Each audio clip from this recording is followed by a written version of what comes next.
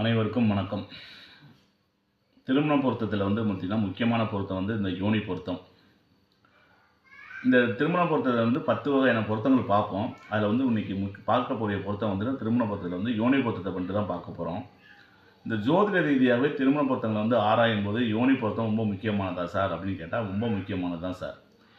உடல் ரீதியாகவோ தாம்பத்திய ரீதியாகவோ ஒருவருக்கு ஒருவர் அந்நியோனம் அல்லது உடல் சம்மந்தப்பட்ட ஒரு நல்ல நட்பு வேணும் அப்படின்னா அந்த யோனி பொருத்தத்தை கண்டிப்பாக பார்க்கணும். மொத்தமுள்ள 27 நட்சத்திரங்கள் இருக்குது, எல்லாத்துக்கும் தெரிஞ்சது தான்.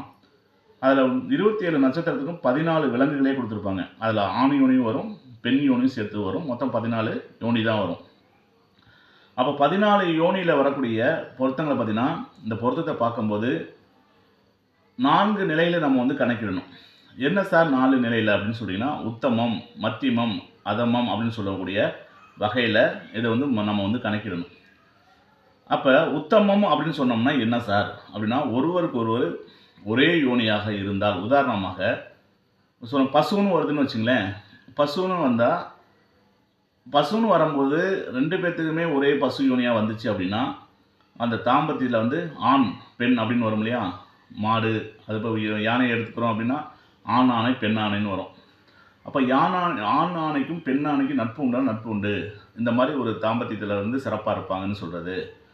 அதே மாதிரி விலங்குகள் வெவ்வேறு விலங்குகளாக வரும். அது பகை விலங்குகளாக இல்லாமல் இருந்தால் அது மத்தியமான பலன்னு சொல்கிறது. அதமம் அப்படின்னா என்னன்னா, பகை விலங்குகள், இந்த பசுக்கு சிங்கம், புலி இதெல்லாம் பகை விலங்குகள் அந்த மாதிரி வரக்கூடாது அப்படிங்கிறது பகைன்னு நம்ம சொல்லக்கூடியது. உதாரணத்துக்கு சொன்னால் பாம்புக்கு கீரி பகை. அப்போ பாம்புக்கு கீரியை சேர்க்கலாமா அப்படின்னா சேர்க்கக்கூடாது. இது பகை விலங்காக வரதுனால அதுக்கு அவங்களுக்கு தாம்பத்தியம் சிறப்பு இருக்காதுன்னு சொல்கிறது. இதெல்லாம் பார்த்தீங்கன்னா பல்வேறு தாம்பத்திய ஏற்பாடுகளில் கண்டிப்பாக இந்த மாதிரி தாம்பத்தியத்தில் ஈடுபடுறவங்கள்ட்ட பார்க்கும்போது தெரியாமல் அவங்க கல்யாணம் பண்ணியிருந்தாலும் அவங்க வாழ்க்கையில் பல்வேறு கஷ்டப்படுறாங்கன்னா கண்டிப்பாக கஷ்டப்படுறாங்க. இது ஆய்வு ரீதியாக கண்டறிந்தது தான். இப்போ எந்தெந்த நட்சத்திரத்துக்கு எந்தெந்த விலங்கு வருது அப்படின்னு பார்க்கும்போது, குதிரையும் எடுத்துக்கிட்டோம்னா அஸ்வினி சதயத்துக்கு குதிரை நட்சத்திரம் குதிரையோட விலங்காக வரும். கார்த்திகை பரணிக்கு எடுத்துக்கிட்டோம்னா பார்த்தீங்கன்னா பரணி ரேவதி யானை வரும். கார்த்திகை பூசத்துக்கு ஆடு வரும். ரோஹிணி மிருகசீரிஷத்துக்கு பாம்பு வரும். நாய் எடுத்துக்கிட்டோம்னா மூலம் திருவாதிரை நட்சத்திரக்காரங்களுக்கு வரும். பூனை பார்த்திங்கன்னா ஆயிலியம் புனர்பூசத்துக்கு வரும். எலி மகம் பூர நட்சத்திரங்களுக்கு வரும்.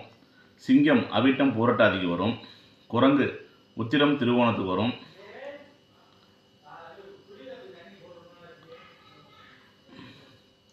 உத்திராடம் திருவோணம், குரங்கு பார்த்தீங்கன்னா உத்திராடத்துக்கும் திருவோணத்துக்கு வரும்.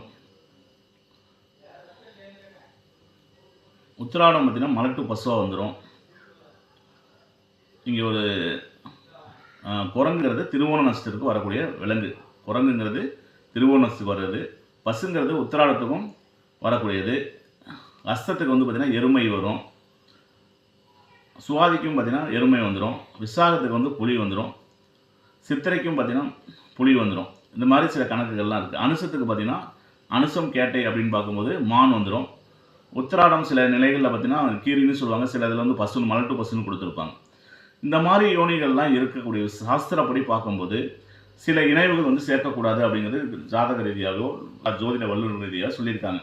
என்ன மாதிரி அப்படின்னா, பாம்புக்கும் கீரிக்கு பகை சேர்க்காதீங்க, யானைக்கும் சிங்கத்துக்கும் பகை சேர்க்காதீங்க, குரங்குக்கும் ஆடுக்கும் பகை சேர்க்காதீங்க, எலிக்கும் பூனைக்கும் பகை சேர்க்காதீங்க, குதிரைக்கும் எருமைக்கும் பகை சேர்க்காதீங்க. இப்போ உதாரணத்துக்கு குதிரை எருமை அப்படிங்கிறது எருமைங்கிறது அஸ்த நட்சத்திரத்தையும் வரும். பார்த்தீங்கன்னா அஸ்வினி நட்சத்திரம் வரும். அப்போ அந்த சேர்க்கக்கூடாது. அது மாதிரி நாய்க்கும் மானுக்கும் பகை. அப்போ திருவாதிரை வந்தாலும் சரி, கேட்ட நட்சத்திரம் வந்தாலும் அனுச நட்சத்திரம் தான் பகையை கொடுக்கும். இந்த மாதிரி நட்சத்திரங்கள் எல்லாம் சொல்லியிருக்காங்க சார். இந்த மாதிரி பொருத்தம் பார்க்கும்போது இது ராசி அதிபதி பொருத்தங்களும் மனப்பொருத்தங்களும் மிக சிறப்பாக இருந்தாலும் இந்த மாதிரி சின்ன சின்ன விஷயங்களை நம்ம பார்த்துட்டு தான் அந்த யோனி பொருத்தம் அவசியமான, என்னை பொறுத்த வரைக்கும் அவசியமே அப்படின்னு தான் சொல்கிறேன். இது போன்ற பதிவுகளை தொடர்ந்து நீங்கள் பார்க்கணுன்னா சுக்கரன் Senthil online astro TV subscribe செய்து கொள்ளும். நன்றி, வணக்கம், வாழ்க வளமுடன். வாழ்க ஜோதிடம், வளர்க ஜோதிடம்.